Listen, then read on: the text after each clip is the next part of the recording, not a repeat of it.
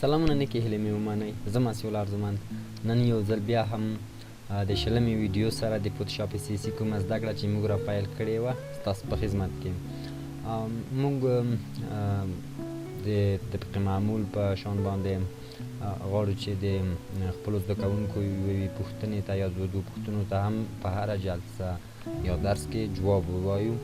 دا پلان موږ نیولی و، انشاءالله په همدغه پلان باندې به مخته تګ کوو. نو د ټولو نه د مخکې اگر چې پوښتنې ډېرې دي نو موږ د یو ورور پوښتنه راواخیستله چې هغو ویلي وو د فوتوشاپ په هکله ځینې ابتدایي مسایل د فوتوشاپ سیاسي معلومات یې ورکړه.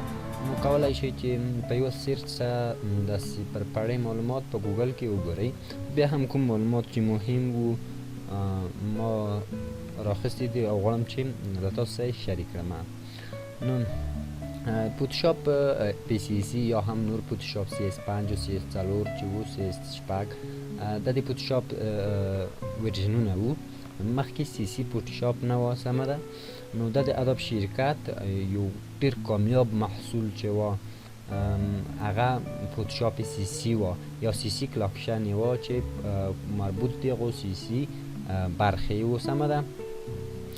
نو دا د اداب شرکت ته یو ډېر پرمختګ سبب شولو چې کله دی سی سی ورژنونه راوایستل. فوتوشاپ سی سی یا هم نور فوتوشاپونه په وینډوز او مک سیستمونو باندې د اجرا وړ دي، سمه ده. په اوس وخت کې اداب شرکت کوشش کړی چې انډراید سیستمونو ته اپریټینګ سیستم ته هم د فوتوشاپ هغه ځینې کوچني آپشنونه یا کوچني شیان چې په موبایل یې په هغو کې د کړلو وړتیا لري یا په هغو کې د عملي کړلو وړتیا لري هغه ترسره کولی شي. موبایلو ته یې هم ریاستلی دي خو موبایل په هغه اندازه کار نشي کړی لکه څومره چې کمپیوټر کار، سمه ده. بله خبر دا ده چې په لومړي ځل فوتوشاپ په 1990 کال کې خپور شو د اداب شرکت لخوا. نو د دونه مخکې فوتوشاپ چې وه دوه وړونو جوړ کړی و چې بیا اداب شرکت د دی نه واخیسته او اداب شرکت دغو فوتوشاپ چې دی دوی ته یې پرمختګ او توصیه ورکړله. تر نننۍ کوم هغه چې لري درجه بندۍ چې لري تر دغو درجه بندۍ باندې راورسېدله، سمه ده. یعنې کومه توصیه او پرمختګ چې ورکړله هغه اداب شرکت ورکړله. او بله یو مهمه نکته د ما په نظر چې هغه دا ده چې فوتوشاپ سی سی اصلا مخففات دی. چی شدی؟ سی سی د کریویت کلاود مخففات دی چې فوتوشاپ یا هم د اداب شرکت کله دغه بستر وایستله چې په دو کې د افتر افیکت، پریمیر، فوتوشاپ، ان ډیزاین کوم محصولات چې د اداب شرکت دي ټولې په دو کې د سی سی کلکشن ته عنوان لاندې وایستل. نو سی سی کریویټي کلاود مخففات دي. نو خدای دې وکړي چې د ورور پوښتنې ته تر یو حده پورې جواب ویلی وي. نو بیا هم کوشش وکړئ چې دغسې معلومات تاسو د مرجع دغه سرچ ګوګل څخه تاسو ترلاسه کړئ چې هلته کولی شئ په یو سرچ مختلف معلومات پر پړې هلته کتلی شئ او لوستلی شئ، سمه ده. نو رڅو موږ خپل درس ته د موږ نننۍ موضوع چې وه هغه اریزرز ټولز وو، سمه ده. چې اصلا اریزرز ټولز چوش ته ویل کېږي وګورئ. غواړم لومړی فوتوشاپ را خلاص کړم. اوکې، یو پروژه را اخلم یا یو تصویر غواړم چې یو تصویر را واخلم کیفیت یې یو څه ښه وي بخښنې سره، سمه ده. نو داسې یو تصویر را اخلو چې د موږ د اریزر ټولز اصلا کولی شو هر تصویر کې په کار کړو خو تر څو پورې چې په ښه ډول سه هغه تشریح کولی شو دغه درس په هغو تصویر کې موږ وکولی شو چې تشریح یې کړو. غواړم یو داسې تصویر دلته وکاروم، سمه ده. موږ تصویرونه یو څو تصویرونه هم را پیدا کړل تر څو کولی شو استفاده د ترې وکړو په اریزر ټولز کې. زه غواړم چې دا تصویر انتخاب کړم. وګورئ د اریزر ټولز اصلا د نوم څخه معلومه ده چې چوش ته ویل کېږي، پاکولو ته ویل کېږي، د یو لیر پاکولو ته ویل کېږي، سمه ده. خو بدون د پاکولو څخه اریزر ډېر زیات نور کارونه هم په هغه باندې موږ کولی شو. نو د فوتوشاپ یو کار ښه کار دا دی چې موږ څومره کار کوو دومره ښه کې پوهېږو، دومره پرمختګ کوو. یعنې طریقې موږ ته زده کېږي چې موږ یو کار که زه کړل غواړم په فوتوشاپ کې کولی شم مختلفو طریقو د هغو نه استفاده وکړم، طریقې کې وکاروم. سمه ده. نو وګورئ اوکې تصویر اصلا وګورئ تصویر موږ راخستی دی. اریزر ټولز ما مخکې درته وویلې چې کارېږي مختلفو ځایو کې مختلفو ډولونو باندې کارېږي. خو اریزر ټولز دي اصلا درې دانې آپشنونه لري. یو چې دی اریزرز ټول دی، سمه ده. دویم چې دی بیکګراوند اریزر ټول دی، بل چې دی ماجیک اریزر ټول دی. نو انشاءالله پر یو باندې به تفصیلي خبره کوم. سمه ده. نو وګورئ دلته موږ لومړی کوم چې موږ ساده اریزر ټول انتخاب کړی چې شارکټ یې هم ای دی. سمه ده. نو وګورئ اوس که چېرته موږ لیر نه وي اخیستلی، موږ غواړو چې په دغو باندې کار وکړو یا دغه کومه ساحه چې ده دا پاکه کړو، نو دلته موږ ته د بیکګراوند کالر رااخلي. سمه ده. یا د پور بیکګراوند کالر موږ ته رااخلي او په دلته یږدي. وګورئ سمه ده. موږ ته د بیکګراوند کالر واسطه بیکګراوند کې چې هر کالر وي وګورئ زه غواړم یو رنګ ورته تغییر کړم. دا آل دا چې موږ غواړو دا پاک کړو اریزر یې کړو ټرانسپرنټ اریا دلته رامنځته کړو. سمه ده. نو وګورئ د دې دپاره چې موږ غواړو دا پاک کړو لومړی موږ باید کوم لیر چې غواړو هغه پاک کړو یا اریزر یې کړو کولی شو کنټرول جې د هغو نه یو شارکټ واخلو او هغه اصلي بیکګراوند یې هایډ کړو. سمه ده. اوس که چېرته موږ په دې باندې کلیک وکړو نو موږ ته ساحه ټرانسپرنټ ساحه رامنځته کړي. وګورئ سمه ده. په دې ډول څه مختلف پراپرټیز لري چې هر یو به موږ انشاءالله کاریو. اوکې کنټرول زی څو پورې بېرته خپل لومړي حالت ته راشي. وګورئ برش ټول لکه مخکې موږ چې ویلي وو مختلف تنظیمات. که چېرته تاسو برش ټول باندې نه پوهېږئ کولی شئ د موږ پخوانۍ ویډیوګانې وګورئ، په هغو کې موږ بسته یو N1 برش ټول ته ورکړی دی. برش سیټینګ هم مخکې ته ویلي وو، برشزز هم موږ مخکې ویلي وو. نو که چېرته تاسو باندې نه پوهېږئ کولی شئ مخکینۍ ویډیو وګورئ. خو یو ځل بیا هم درته غواړم چې یو یادونه یې وکړم. کولی شو دلته موږ د برش چې غواړو دغه ساحه پې برش کړو د هغو ډول وټاکو. وګورئ که په دو ډول سره زه برش کول غواړم هم برش کولی شم. سمه ده. نو د موږ برش دلته موږ غواړو چې سافت وي یو څه اندازه. اوکې غواړم چې برش سیټینګز بند کړم. بل چې دی موډ یې دی اصلا په موډ کې موږ اوس پنسل انتخاب کړی، برش موږ انتخابولی شو. یعنې چېرته موږ دغه برش کړل غواړو په کوم موډ سره وي په برش سره وي. وګورئ دا برش دی. سمه ده. که غواړو چې په پنسل ځای کړو سمه ده په پنسل ځای کولی شو. دا کومه ساحه چې ده یعنې سافت نه ده. سمه ده. سافت نه ده دا دو ته ویل کېږي پنسلز. خو بیا هم موږ کولی شو چې په برش ټولز کې پنسلز یا د پنسل کوم ډیزاین چې دی هغه موږ ورته انتخاب کولی شو. بلې چې دی بلې بلاک دی. سمه په بلاک باندې موږ څه کولی شو مربع ډوله موږ کولی شو په هغو باندې کومه ساحه چې ده اریزر کړو. وګورئ سمه ده. دا یې هم وګورئ اوپاسیټي په دې کې بندېږي. سمه ده.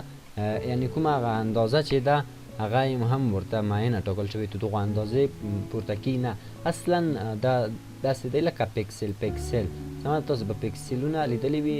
نو د پکسل درس هم موږ لرو په راتلونکي کې انشاءالله. خو ته به یو لنډه کره کتنه بیا وکړو چې پکسل څه ته ویل کېږي او د هغو سره موږ په فوتوشاپ کې څه سره کار لرو. سمه ده. بیرته برش انتخاب هم تر څو پورې د موږ ته دغه پراپرټیز چې دي دا موږ ته فعالې شي. کنټرول زی تر څو پورې زه خپل لومړني حالت ته یا هم F12 چې بیخي د موږ تصویر هغو لومړني حالت ته ووځي. خو موږ په بیکګراوند باندې کار نه دی کړی. سمه ده. نو موږ کوشش کوو چې د دې کومه هسټري چې دا د دوزه هم موږ شاته او مخته تګ کړلی شو. اوکې اوکې سمه ده. نو انشاءالله چې پوه شوي به تر دې ځای پورې اریزر ته بیا راځو. بل چې د اوپاسټي ده اوپاسټي مونږ ډېر ځایونه ویلې ده سمه ده دلته سل فیصده وګورئ که زه چېرته اوس برش کړم موږ بېرته په بیکګراونډ باندې یو نو د بیکګراونډ کالر دلته را اخلي سمه ده کنټرول زی کنټرول جې یو نوی لیر او هغه اصلي لیر باندې وي اوکې وګورئ اوپاسټي اصلا هغه د رنګ استعمال ته ویل کېږي وګورئ زه غواړم چې تاسو په مثال سره وکړم لومړی زه دا کومه ساحه چې وه دا ما اریزر کړه اوس غواړم چې یو څه دا ولیکم اوپاسټي وګورئ سمه ده یعنې هغه د رنګ استعمال لکه موږ چې مخکې په کلون سټمپ ټول کې ویلې دلته دو برعکس ده هغلته یې رنګ ورکولو اوپاسټي په ذریعه دلته رنګ له بینه وړي اخلي ځکه اریزر دی سمه ده نو بېرته دا اوپاسټي موږ سلو ته راوړو فلو هم همدغسې شان دی وګورئ زه بېرته کنټرول زیډ لومړی غواړم چې په یو فلو کې فلو تاسو ته وښایم چې په یو کې اندازه کې څه کي وګورئ ډېره کمه اندازه شاید کې زوم کم یو څه تاسو پکې وګورئ سمه ده وګورئ ډېره کمه اندازه دغه ساحه چې ده فلو کوي یا یې هم هغه رنګ له منځه وړي سمه ده وګورئ که سل وي سمه ده دا هم و فلو د فلو اوپاسټي ترمنځ چې کوم توپیر موږ په تېر شویو ویډیو کې ویلي دي نو کولی شئ هغلته یې هم تاسو وګورئ سمه ده دا کوم اپشنونه چې دي دا موږ مخکې ته ویلي وو کوشش وکړئ هغه تېر شوي درسونه وګورئ نه غواړم چې د ویډیو سایزونه لوړ شي یا هم ویډیو اوږدې شي نو له دې نه هم موږ تېرېږو ځکه دا کوم اپشنونه چې دي دا موږ تېر وخت درسو کې ویلي دي چې وینګال دی کولی شو هغه روټیټ کړو سمه ده نو د څو بیکګراونډ اریزر ټولز ته اریزر ټول سمه ده وګورئ یو څه اندازه موږ کوچنی کوو اوکې په دې سره مختلف بیکګراونډ چې دی مختلف اپشنونه لري سمه ده وګورئ موږ اصلا دا چېرته کړی وو اف 12 تر څو پورې تصویر لومړي حالت ته کنټرول جې د لاندې کوم بیکګراونډ اصلي بیکګراونډ موږ لاک کړله وګورئ اصلا زه غواړم چې دا په یو بل تصویر کې تاسو ته هغه کومه وښایم په دغه تصویر کې سمه ده وګورئ که چېرته د موږ کوم اپشنونه چې موږ په هغو کې کار نه وي کړی یعنې په خپل نورمال حالت باندې پاتې نو په خودکار ډول سبا کنټینیوس یا هم سمپل ان کنټینیوس فعال وي سمه ده ایدو په فعالېدو سره موږ څه کولی شو وګورئ دا یو ډېر مهم اپشن دی چې ډېر وخت اکثرا زده کوونکي چې دي په دو کې یو ډول ګیج شي چې اصلا د اپشن د شته لپاره کارول کېږي او موږ ولې دې ته هم اکثره وخت دغه پوښتنه پیدا شي چې موږ ولې د یوې اریزر نه کار نه اخلو ولې موږ دریو ته څه ضرورت لرو نو د کار د سرعت په خاطر او د لیا ښه کیفیت د ورکولو دپاره د ډیزاین موږ کولی شو د دو درې واړه اریزرونه کار واخلو سمه ده لومړی اریزر خو ډېر ساده او اسانه و وګورئ موږ چې کله په دې باندې کلیک وکړو په بیکګراونډ اریزر ټول باندې نو یو د پلس علامه په دغه د کرسر ته وګورئ پلس علامه راځي اصلا پلس علامه دلته یو بارډر دی مثلا که د دوو هېوادو ترمنځ یو بارډر یا د دوو کوم اتاقونه چې دي دیوال په حیث کار کو سمه ده وګورئ دا یو ډېر مهم اپشن دی غواړم یو نوی لیر واخلم او خپل اصلي لیر کلپ کړم وګورئ که چېرته اصلا دا چېرته کارېږي په ډیزاین کې د په سرعت سره د اریزر کولو دپاره موږ له بیکګراونډ اریزر ټول څخه استفاده کوو چېرته تاسو د پلس علامه وینئ په دغه پلس علامه چې په هر رنګ کې وي هغه رنګ دا څنګه وي په اتوماتیک ډول سره اریزر کوي سمه ده خو چې څنګه دویم رنګ ته ورګډه شي یعنې که چېرته موږ اوس په دې رنګ کې کلیک وکړو دغه د لاندې بل کوم رنګ چې د دو سره فرق لري هغه هغه رنګ نه ورسره اریزر کوي سمه ده صرف هغه سپین رنګ چې دا یې پېژندي او هغو ته مشخص شوی هغه رنګ دا یې څنګه کوي له منځه یې وړي وګورئ که چېرته زه دلته کلیک وکړم نو د لاندې کومه ساحه چې ده دغه ساحه له منځه نه وړي چې دا د موږ د کار د سرعت سبب کیږي. سمه ده؟ اوکې وګورئ یو څه دقت پکار دی. پلاس دا د پلاس کوم علامه چې دا مهمه ده. وګورئ که دا چېرته موږ په دغو باندې کیدو نو دا له منځه وړي. وګورئ نو دا یو ډېر مهم ټول دی چې موږ غواړو په هغو کې یو اریزر ټول نه استفاده وکړو د بکګراوند څخه. سمه ده؟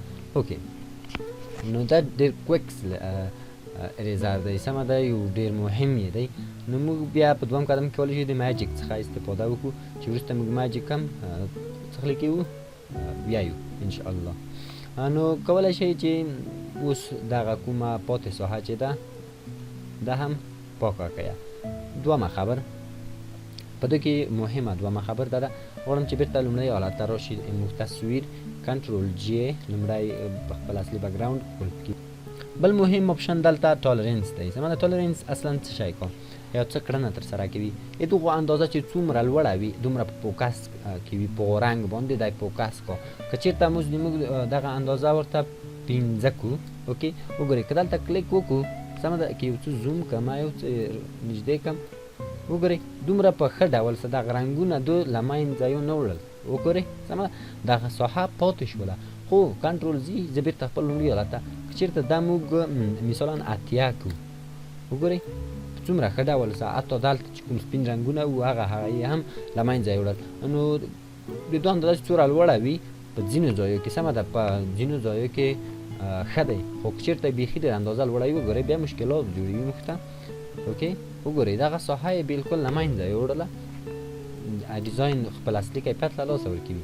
اوکې نو د دوه اندازه موږ باید تصویر ته په کتو انتخاب کړو چې موږ د مخکې څه انتخاب کړې وه 80 انتخاب کړې وه. وګورئ موږ اصلا د ریزر بکګراوند ریزر نه استفاده ولې کوو. نو وګورئ زه غواړم په یو مثال کې تاسو ته وښایم. اوکې سمه ده؟ وګورئ که زه اوس په دغو کالر باندې کلیک وکړم دغه کالر له منځه وړي. که په دغه کالر باندې کلیک وکړم دا له منځه وړي. نو دا یو ډېر مهم ټول دی. سمه ده؟ اوکې نو کولی شئ چې پاتې ساحه د ریزر ټول نه په استفادې هم پاکه کړئ. اوکې کنټرول زه تر څو پورې خپل لومړي حالت ته راشو. اوکې که غواړئ چې مطمئن شئ چې د موږ ډیزاین خراب نه دی یعنی کوم شی د موږ د ریزر نه پاتې نه دي نو کولی شئ هلته تاسو بکګراوند وټاکئ. یو تیز بکګراوند مثلا زه غواړم چې سور بکګراوند دلته ورکړم. اوکې تر څو پورې د موږ کوم رنګ چې دی هغه موږ په اسانۍ سره تشخیص کړی شو چې موږ له منځه وړی. وګورئ دلته موږ رنګ پاتې و دلته پاتې دی. نو دا یو مهم خبر ده چې تاسو باید په یاد وي. اوکې دا رنګونه له منځه وړو په دې ډول سره. اوکې وګورئ موږ اوس کوم سکای چې و پورته کوم کلاود وریځې چې وي هغه موږ له منځه وړي. اصلا موږ د دې نه چیرې استفاده کوو. که چېرته زه یو تصویر راواخلم یو بل تصویر کنټرول او سمه ده یو دا تصویر راواخلم یا هم دا تصویر دواړه راخلم نو چې هر یو ښه شوله ورته یا ښه کې راغلله نو موږ به هغه ورته پرېږدو. وګورئ موږ دلته یو بل تصویر راوړله. سمه ده دا دی یو څه اندازه یا اندازه په همدغه اندازه صحیح ده.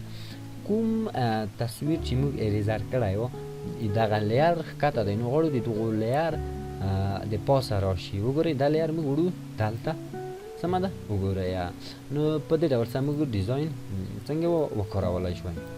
سمه ده؟ نو دا دومره ښه نه کېږي چې وګورئ نو زه غواړم چې یو بل هم کې ټرای کړم دغه کوم تصویر چې دی نو کولی شئ چې هر ډول سلیکشن وي تاسو د هغو نه استفاده وکړئ. نو زه غواړم چې تیز سلیکشن وکړم. اوکې دغه ساحه خپل لومړي ډیزاین ته راوړم په دې ډول سره. اوکې نو وګورئ موږ اوس واقعیت یو ډیزاین ډېر ښکلی شوله یو څه ښکلا پیدا کړله.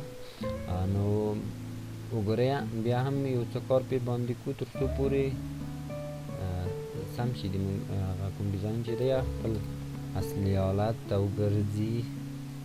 سمه ده؟ نو وګورئ موږ بکګراوند هم راوړله او اصلا د ما هدف دلته تاسو ته څه وه چې موږ ولې یو ساحه اریزر کوو یا هغه ټرانسپرنټ ساحې ته اړوو. نو د دې لپاره ځینې وخت موږ ته ضرورت کېږي چې داسې ډیزاین وکړو چې په هغو کې ځینې ساحه له منځه یوسو. نو په حالت کې چې وغواړو تیز ریزر وکړو نو کولی شئ موږ د دې نه استفاده وکړو. دویم خبر غواړم چې تاسو ته وکړم هغه دا ده چې میجیک اریزر موږ چیرې کاروو. سمه ده، میجیک اریزر موږ مخکې فکر کوم په تیرو درسو کې موږ د سلیکشن کې به موږ میجیک ویلی وي. سمه ده، میجیک نو عین شی چې موږ هلته څه ویلي وو دلته هلته سلیکشن و دلته اریزر دی میجیک. که په باندې پوه نه وئ نو کولی شئ هغو ته مراجعه وکړئ او هغه ویډیو وګورئ. زه غواړم چې یو تصویر راواخلم، بل تصویر، یو داسې تصویر چې په هغو کې اصلا رنګ سم کار شوی وي. وګورئ میجیک اصلا څه شی کار د میجیک په معنا خو پوهېږئ چې جادو ته ویل کېږي. دا واقعیت یو جادو دی تقریبا. سمه ده، وګورئ په دې سره چې که موږ هر رنګ باندې کلیک وکړو هغه ساحه په اتوماتیک ډول له منځه ورځي، یا ترانسپرنټ ساحې ته اوړي یا هم هغه ساحه پاکې وي. که په هغه هر رنګ وي نو سمه ده دا په رنګ پسې ځي. سمه ده، کوم رنګ چې ورسره وصل وي لینک شوي وي هغه رنګونه ورسره پاکې وي. که دلته موږ په هر رنګ باندې کلیک وکړو کولی شو هغه پاکه کړو. وګورئ زه غواړم چې لومړی په دغه سپین رنګ باندې کلیک وکړم. اوکې، یو نوی لیر رااخلم تر څو پورې موږ وکولی شو په اسانۍ سره درک کړلی شو. په دې لیر کې زه غواړم چې رنګ هم سور واچوم، تیز رنګ. اوکې، من دې انتخاب کړی. اوکې، که لیر ته وګورئ نو موږ رنګ څنګه کلو ورته انتخاب وکړو. کنټرول آی